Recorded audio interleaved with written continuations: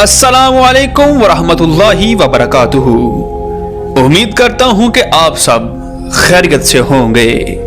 नाज़रीन, आज हम जानेंगे कि रमज़ान मुबारक की हर रात को कितने लोगों की तौबा को कबूल किया जाता है। नाज़रीन, हज़रत सैयदना अब्दुल्ला इब्न मसूद रज़ी अल्लाह तआला अन्हु से रवायत है कि नबी करीम सल्लल्लाहु अलैहि वसल्लम ने इरशाद फरमाया कि रमज़ान मुबारक की हर शब आसमानों में सुबह सादिक तक एक मुनादी यह निदा करता है कि ए अच्छाई मांगने वाले, मुकम्मल कर यानी अल्लाह ताला अज़्ज़ा वजल की इताअत की तरफ आगे बढ़ और खुश हो जा, और ए शरीफ शर से बाज आ जा और इबरत हासिल कर।